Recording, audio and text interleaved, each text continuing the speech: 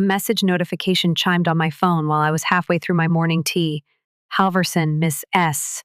Just hearing the term made my stomach turn. Since I vanished from the Brooks family's life without a trace, I hadn't heard from our former neighbor in years. After hesitating, I tapped the video that she had emailed. No salutations, no background. One spooky line only, Ivy. I'm very sorry. What I witnessed today is unbelievable. The video started. A broad view of a stage. Mellow organ music. Dim illumination. When we were kids, my parents used to take us to Boston's Orpheum Theater on every holiday. However, there wasn't a Christmas pageant this time. The service was a memorial. Two recognizable faces at the podium were gradually brought into focus by the camera. My folks. Brooks, Richard, and Linda. My mother, adorned in pearls and black lace, stood there, gently wiping the corner of her eye with a handkerchief. My father's voice trembled just enough to appear credible as he read from a piece of paper. Behind them, a coffin. And there's a big framed picture of me next to the coffin. I blinked. My throat tightened with each breath. Was this a mean joke of some sort? Then I heard the words, I will never forget, come out of my father's voice. We pray that Ivy's soul has finally found peace, even though she left us much too soon. I went cold. I was still alive. I was standing there in my Tokyo apartment, breathing, trembling, and alive. However, everyone in that room said that I had passed away. Furthermore, nobody had bothered to look. Nobody had made a call. Nobody had even made an attempt. They didn't simply stop interacting with me. I was buried alive. I watched the video again after it concluded, again and again. The same phony tears. The same lies were repeated. The same group of people, all dressed in black, sat in rows, grieving for a loved one who was still very much alive. Old mentors, family friends, and former neighbors. One horrifying realization crept up my spine as I stood there in utter silence. This was not an error. It was a decision, and I was going to discover why. With the phone still clasped in my fingers as if it were the only thing keeping me grounded, I sat on the floor with my back to the chilly kitchen cabinet. I was still alive. However, I had been intentionally buried alive, not by mistake. And the only explanation that sprang to mind for such a callous act was that someone was concealing something. I got my laptop open and started looking. I started by bringing up my old email, which I had used prior to leaving the United States. The screen flashed a red banner. Due to the user's passing, the account has been disabled. My heart skipped a beat. I contacted the support staff of the email provider. The reply arrived promptly. A family member requested that the account be closed and provided proof of the user's passing. Records? They didn't merely act as though I hadn't left. They had submitted formal documentation. I quickly typed my name into the website of the Massachusetts Public Records Office. Brooks, Ivy Elise. In black and white, there it was. Status. No longer alive. Death date, 14 July 2022. Cause international traffic collision. ID of the certificate, MA 0091428. To suppress the scream that was forming in my throat, I covered my mouth. No traffic accidents had occurred. That day, I was examining book cover ideas and getting ready for a marketing event at a small publishing company in Tokyo. To prove it, I had client emails, security logs, and time-stamped pay stubs. There was no miscommunication here. This was a cleverly written deception. Furthermore, the knowledge required to carry it out was only available to a small number of persons. I selected to reopen my browser. The name that has plagued me since the day I left was entered with shaking fingers. Brooks, Chloe, my younger sister. She is the child who exudes a radiant glow, the one incapable of wrongdoing, and the person who suddenly seemed to have it all. Once more, her Instagram had gone public. Party for an engagement. New residence. Loading for the dream wedding in Tuscany. Then I saw it. A video clip of Richard Brooks, my father, toasting with a glass. To the daughter who has consistently brought us joy, Chloe. Not one picture of me. Not even a reference. They hadn't just thrown me out of their life. They had taken my place. For the first time since I left Boston, I felt something more powerful than grief as I sat there, with the flickering city lights of Tokyo outside my window. Fire. It's okay if they want to bury me. However, they overlooked one point. I was still alive. And now, one truth at a time, I was reviving myself. I was racing on excitement and coffee by dawn. Not when my obituary was still ingrained in my mind had I fallen asleep. I required clarification, and I had to find someone who would give them to me if neither Chloe nor my parents would. I began with my mother's older sister, Aunt Marlene, who once loved me as if I were her own child. She used to murmur, "You're stronger than they know," and slip me chocolates when my parents weren't looking, even though I hadn't spoken to her in years. With my heart racing, I phoned her number. I received only one ring, too. Then a voice. "Hey, Aunt Marlene, Ivy is here." Quiet. A sharp breath. Then click. The call terminated. Incredulous, I gazed at the screen. I made another call blocked. No cry could have drowned out the silence. I then sent a message to my cousin Jake, Marlene's kid, who used to sneak comic books into church and construct pillow forts with me. I had low expectations. However, my phone buzzed a minute later. "Jake, Ivy, how is this possible?" "You died," they said. I answered right away. "Me, I didn't. I'm still here. What they told everyone, I must know." His response included a screenshot of a group post inviting people to what was known as Sunday 9 MEST Ivy League Memorial Livestream, a live broadcast. This is a tribute to my memory, as if I were a season finale or a charity concert. Jake checked in, Jake. An automobile accident abroad claimed your life. Cremated. Nothing remains. Even a private family-only funeral was held. I was ill. Jake, Chloe's speech was delivered. Said that you cut ties and vanished because you were troubled. In trouble. Vanished. They... Not me, said those things. I tightened my jaw. They did more than simply lament me. I was rewritten by them. They were now creating Chloe's ideal story by exploiting that deception. I retrieved court documents from Massachusetts and the Brooks Family Business Trust, which my grandparents established so that both girls would receive an equal part. What's my name? Removed 8 months after my alleged death off the beneficiary list. Chloe's sole proprietor. I had hoped to use that trust as seed money to launch a design studio. I had been working double shifts at a print shop in Tokyo for years, scribbling logos and branding concepts in notebooks. My past wasn't just taken from me. My future was stolen by them. I required evidence. I required a voice.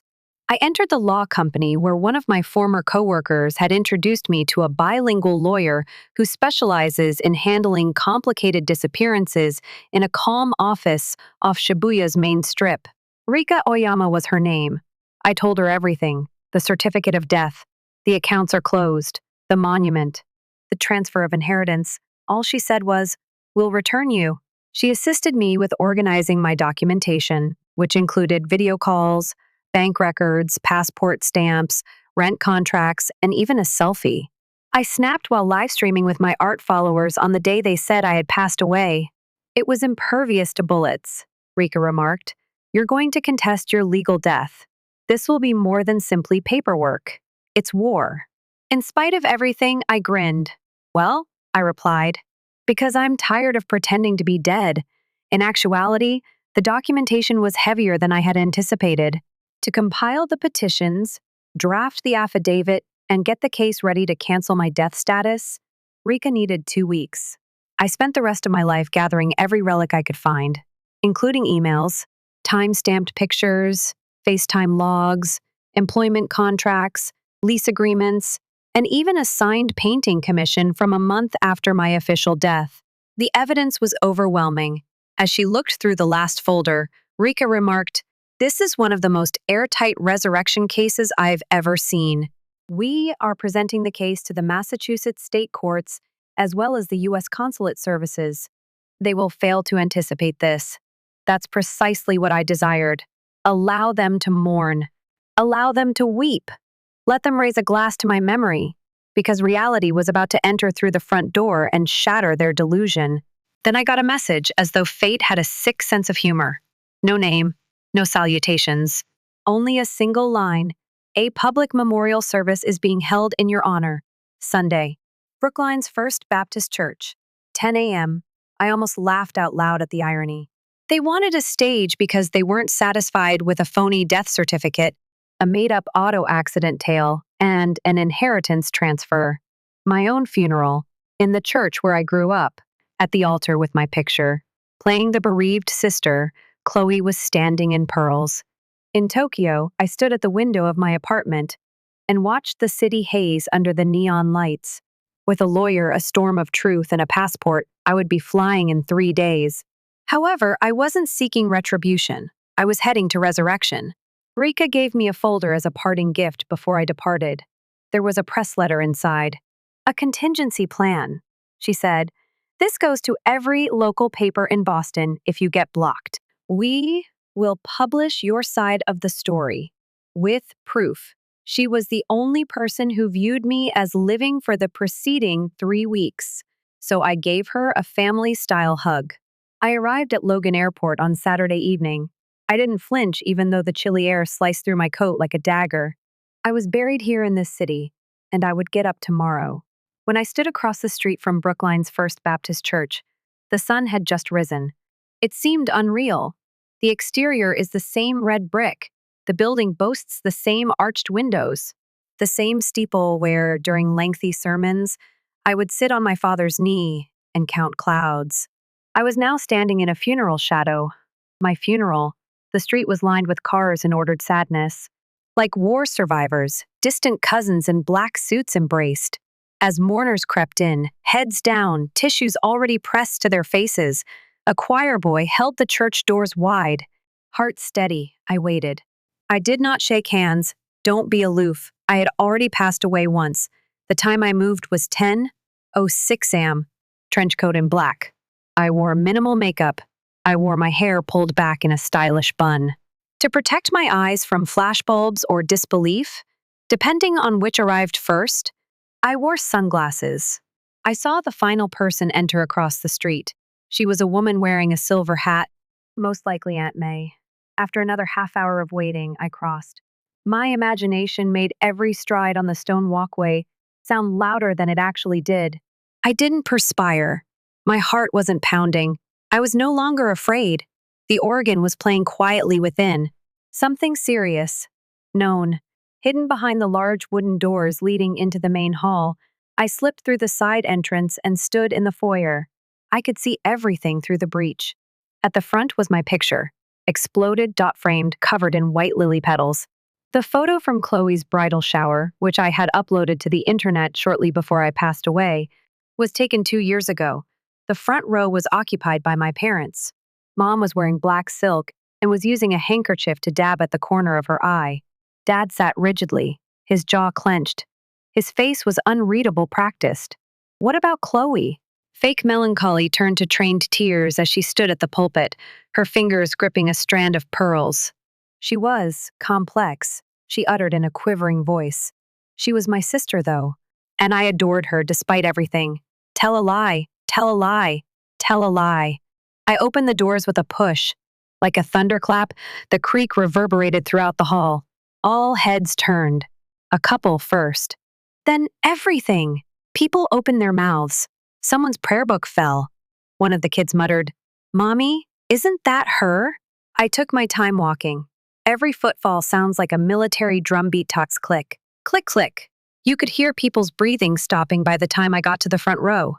My dad got up. Ivy? With a real gasp this time, my mother staggered back into the pew. I hadn't seen her face so pale since Grandma's actual burial. What about Chloe? She stopped. Her pearls fell. They fell to the ground. They rolled away like dominoes, one after the other. Her sole defense was destroyed. I moved to stand next to her as I turned to face the podium. As though attempting to determine whether she was witnessing a ghost or a reckoning, she stepped back, her eyes wide and her throat constricted. I looked out into the crowd. I answered coolly, my voice resonating against the quiet. I heard I died. However, I am still very much alive. Shocks. Whispers. Someone said in a whisper, "This can't be." "Oh, but it is." I took a thick, clean folder out of my coat, branded with legal seals and international dates. These stamps are from my passport. These are from my employment agreements. My leases. My bank documents are also included. Every year since they declared me dead, I have lived my life. I have thrived. They were aware of it. I looked at my parents. They winced. They buried me without a body 3 years ago. They told you all lies. They staged my demise to conceal a scandalous truth. And everything that was intended for me was given to my sister. A pause. Then, out of nowhere, someone hit the record button on their phone. The second pew's red dot blinked to life. Excellent. Show the world. There was anarchy in the aftermath. There were no phones. People spoke up. People shifted, uncertain whether to run or stay, and chairs scraped the marble floor. However, me? I remained motionless, staring at the individuals who had dismissed me. They regarded me as though I had come back to life. I had, in a sense, already live streaming was a reporter from a local online newspaper who had come to cover the tragic memorial. I didn't stop her. In real time, let the truth come to light, I said into the microphone someone had given me. I'm here to reclaim my life, not for retribution. I looked over at the astonished priest. I responded softly, I apologize for interrupting your service. I then turned to face the crowd. However, it wasn't a service. It was a deception disguised as a truth. There was a clap, a shocked, sluggish clap. Then another. The illusion vanished in an instant. A few hours later, I sat in my lawyer Camila Reyes's office. She was a shrewd, unyielding lady who understood exactly what had to happen next. A death certificate was forged by them. She looked through the pile of proof I had gathered and remarked, "That's not just fraud.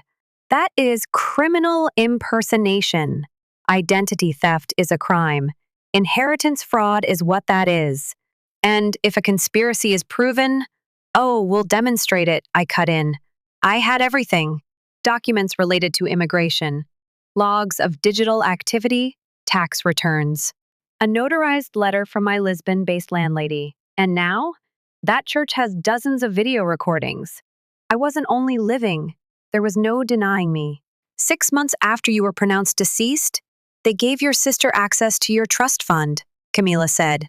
We're going to subpoena those bank documents. Could you also locate the notary who signed the certificate of death? We will also locate him. What about the memorial? I inquired. She grinned.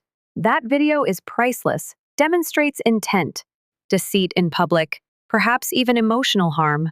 One nervously tapped the desk with my fingertips. I stated, I want more than just compensation. I want them to be seen. Each and every last lie, Camila gave a nod. You're going to succeed. The news had gone viral by the following day. A deceased woman enters her own funeral. A family conceals embezzlement by fabricating the death of their daughter. A woman from Brookline reclaims her identity in a startling church confrontation. Social media was insatiable. Some thought I was a fraud. I was heralded by others. But most of them? It was the folks who had buried me who horrified them, not me. The comments came flooding in, Ivy. You are a warrior. Keep them from winning. Is that your sister? She is a pearl thief. This sounds like it belongs in a documentary on Netflix. Chloe's Instagram, which is the shrine to her well-manicured existence, went black in the meantime. She issued a one-sentence narrative, erased dozens of pictures, and locked her account. My family is dealing with a personal issue. Please be considerate of our privacy. It's too late. Next were the court filings. My situation turned into a lightning rod. My parents are being sued for filing false death reports. Chloe is being sued for transferring assets illegally. A motion to formally reestablish my identity. The same folks who had cried fake tears behind a casket now recoiled when I passed them when I entered the courthouse 2 weeks later. The cameras flashed. Reporters yelled inquiries. I spoke steadily. I told them, I'm not looking for drama. Justice is what I'm seeking. I'm not your ghost. I am the result of your decisions. I was surprised by how cold the courthouse felt. Perhaps it was the immaculate white walls, the shiny floors, or simply the way my parents avoided eye contact with me, as if I were a stain they couldn't get rid of. Perfectly poised in well-tailored clothes, they occupied one side of the courtroom. When Chloe was inside, she wore sunglasses. Normal. She had brought back her pearl necklace, but it now resembled a noose. On my side, Camila, my lawyer, remained composed as always. There was a pile of evidence next to her, including sworn affidavits, documents, and video footage, as well as myself, alive, inhaling, unbreakable. After adjusting her spectacles, the judge, a woman in her 60s with silver hair and piercing eyes, started. The validity of Miss Ivy Carter's death certificate, the asset transfer, and the ensuing accusations of fraud, identity theft, and misuse of inheritance will all be decided at this hearing. The world ceased to pretend at that point. Camila was the first to stand. She didn't raise her voice. It didn't have to. My customer, Your Honor, never passed away. She was lawfully working, residing overseas, and communicating with several organizations. Her sister was given a six-figure inheritance that was properly Ivy's because her parents purposefully filed false paperwork to proclaim her dead. The judge gave a slow nod. Do you have evidence? Camila grinned. We have more than just evidence. Their signatures are on us. She presented notarized documents, rental contracts, bank documents, records of international travel. Then the video appeared. The monument, the funeral. As Ivy's parents and Chloe stood behind a casket, feigning grief, the courtroom stared in horrified silence. Their voices sounded unintelligent. They practiced their words. It was damning. The judge even arched an eyebrow. It was then their turn. My father, Gregory, took the initiative. His attorney began by saying, "This is a miscommunication within the family. They thought their daughter had vanished. They decided to have a symbolic service because they were grieving." Camila got up right away. With all due respect, Your Honor, official death certificates are not available for missing persons. Tax records do not show them as deceased. Additionally, their bank accounts are not depleted in order to redistribute funds. Gregory stumbled. My mother, Elaine, remained silent. What about Chloe? At last, she stood up. Her voice faltered. I had no idea she was still alive. They told me she died overseas. I only wanted to protect the family's finances. Like a lion pursuing its prey, Camila came at her. Missed. Did Ivy not send you a message 2 years ago, Carter? I had no idea it was real. Camila displayed the screen grab.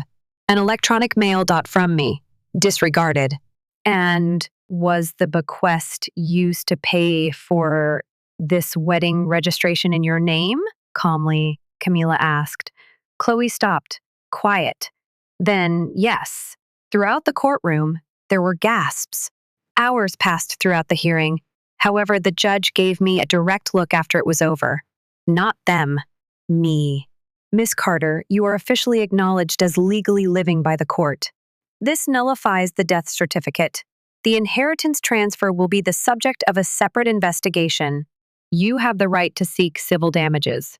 Additionally, criminal charges may be brought against the guilty parties. I let out a breath, not in relief, but in freedom. It was finished. The shadow of their lies was gone from me. Restored, recalled, and rising, I was Ivy Carter. Weeks went by. Headlines took the place of the courtroom as it vanished from memory. Declared dead woman, comes back to take back her life. Inheritance fraud revealed. Fake funeral exposed. Sister speaks out, after being literally buried alive. I didn't want to be famous. Truth, however, has a way of reverberating more loudly than silence ever could, and I wasn't hiding for once. I left the metropolis where my name had been buried and relocated to a little seaside hamlet in Washington state. I booked a beachfront cottage. The mornings were slow. I enjoyed a cup of tea by the window. I could hear the distant crash of waves. In front, I planted sunflowers. Saw their growth. Existing once more felt odd on all levels legally, emotionally, and spiritually. I had lost how to just live since I had been striving to prove that I was still alive for so long. A letter arrived one afternoon. No address for return. A little note, typed, was within. I don't ask for pardon. However, I wish you tranquility. Aunt Carol. I looked at it for a while. There was no apology. However, it was something. Perhaps that was sufficient. Later that month, I received a call from Camila. The investigation is proceeding. Prosecutors are investigating Chloe and your parents for felonies. You will be called upon to testify once more. I gave a nod. I'll. Not to exact revenge, not to cause harm to them. However, even after years of silence, truth needs to be heard. I burned my framed obituary the day I passed it for the last time. In my backyard, beneath the stars, I'm holding a cup of wine. Paper was curled into ash as the flames licked the edges. And I said to myself as the wind blew it away, I never left. Simply waiting to get up. I was once given a funeral, however, I survived. I grew stronger. Someone who understands that family is about standing by your side in the truth, not about burying you in lies. I emerged ablaze, even if I may have walked through fire, alive. Get up. I am unapologetic. The people who once put us to bed and declared their love for us might often be the ones who betray us the most. Even yet, we have the ability to rise not via retaliation, but through self-worth, bravery, and clarity. If this tale touched you, if you've ever experienced being pushed aside, disregarded, or erased by people who are meant to be protecting you, just keep in mind that you can start over without their consent. You are free to make your own decisions, to create your own conclusion, even after being written off, to live life to the fullest. Please share your tale in the comments if you have ever had to start over. And this channel is a place for you if you're still struggling to be noticed. All voices should be heard, especially yours. So subscribe to ensure you don't miss the next installment.